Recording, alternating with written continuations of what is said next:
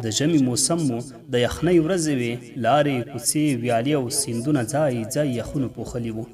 غرونو او دښتو سپین واورین څادر په ځان غوړولی وو.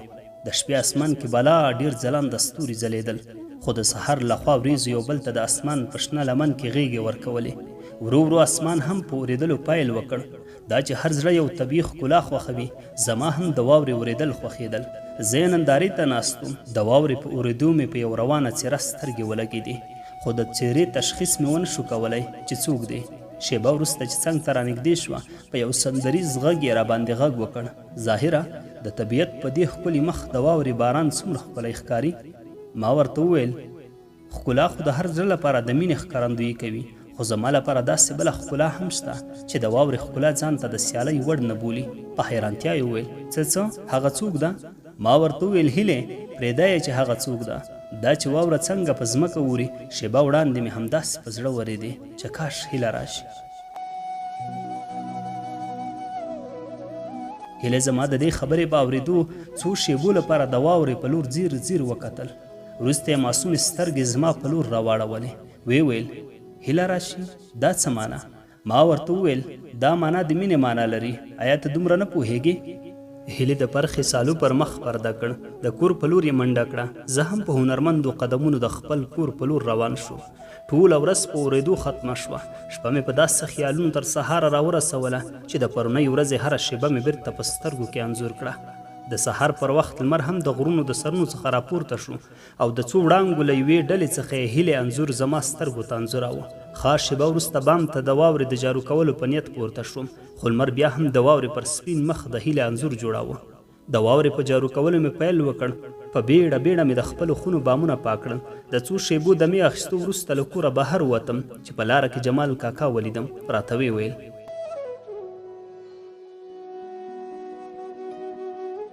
ظاهره زما سره به د واورې په جارو کولو کې مرسته ونه کړې؟ د دې خبرې په اورېدو مې زړه کې یوه نړۍ تلوسې پیدا شوې. ما ورته وویل ولې نه کاکا، زما ټوله ځواني ستا نه لوګی شه، درځه چې ځو. کله چې د جمال کاکا د کور په درشل ننوتم، په هیلې مې سترګې ولګېدې. هیله په نازکو شونډو راته مسکی شوه. په زینه کې مې قدم کېښودو، سترګې مې په هیلې خښې وې. بام ته پورته شوم، ښه په بیړه بیړه مې بامونه جارو کړل. په همدې وخت کې د دروازې غچا پورته شوه. جمال کاکا له کوره بهر ووت. زړه مې له واره درزا پیل کړه. د سترګو په رپ کې مې ځان هیلې ته ورسوه. ورته ومې ویل هیلې څه کیسې دي؟ هیلې په ژړغوني غږ وویل ظاهره ته خبر یې چې زما د رشتې لپاره د بر کلي کریم کاکا راغلی و؟ د هغه زوی تورګل پیژنې؟ ما ورته ویل هو هغه خو په نشهیي توکو اخته دی. ستا پلار د دې خبرې په اړه څه پرېکړه کړې ده؟ ظاهره زه خو ډېره ویرېږم، تا ته پته ده چې زما پلار هم په نشهیي توکو اخته دی، هسې نه چې ور مې کړي. ما ورته ویل نه هیلې داسې مه وایه، خیر دی الله به هر څه جوړ کړي. نور زه درنه ځم، خو پام چې ما به له هرې خبرې خبروي.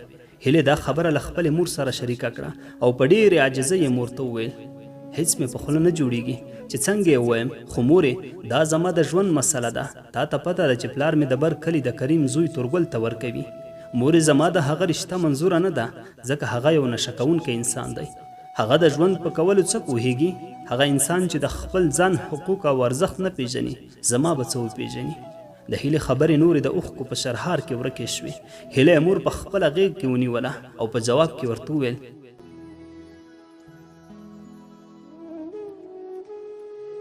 نه لورې، په پښتو کې متل دی چې وایي ړوند یو ځل امسا ورکوي. زه هیڅکله ستا پلار ته دا اجازه نه ورکوم چې ستا ژوند هم زما په شان د یو نشه کوونکي سره په کړاوونو او زحمتونو کې تیر شي. نه غواړم چې ستا ګریوان هم زما په شان تل په اوښکو لوند وي. زه به دا خبره حتما ستا پلار سره شریکوم. کله چې د شپې د هیلې پلار کور ته راغی، د هیلې مور ورته وویل سړیه د خدای لپاره داسې مه کوه، ته ولې هغه بدبخته انسان ته زما د ګل په شان لور ورکوي؟ د هیلې پلار هیڅ نه ویل. د هغې مور خپلو خبرو ته دوام ورکړ چې هیله زموږ نازولې لور ده، دا مو د زړه په وینو لویه کړې، نو بیا ولې هغه ته ورکوې؟ د جمال کاکا حوصله نوره ختمه شوه. بس کړه بدمرغې، ته پوهېږې چې دا ته څه وایې؟ زه د هیچ چا خبرې نه اورم، زه هر څه چې مې زړه وغواړي هغه کوم. سبا شپه کریم راځي، زه ورته حتما د هیلې دسمال ورکوم.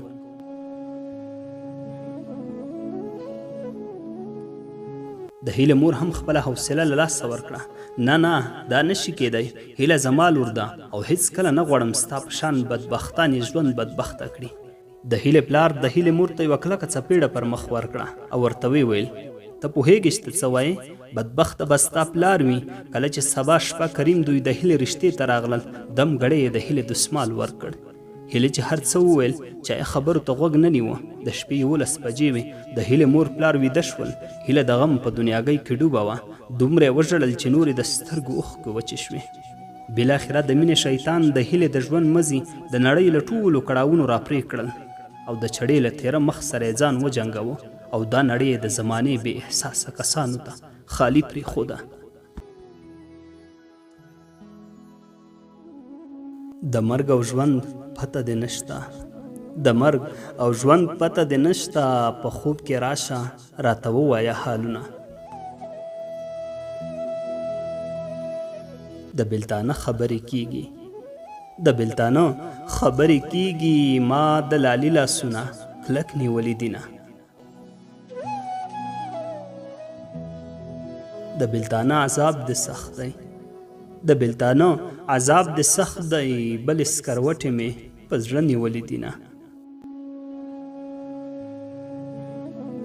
لالیه چېرته یې غږ وکړه، لالیه چېرته یې غږ وکړه، د زندګۍ چارې مې ګډې وډې دینه. د بېوسۍ آخري حد دی، د بېوسۍ آخري حد دی، د زړه ټوټې له مجبورۍ دې هېرومه. یاران بې وخته رانه بیل شول، یاران بې وخته رانه بیل شول، له ارمان ډک زړګی به چاته تشومه.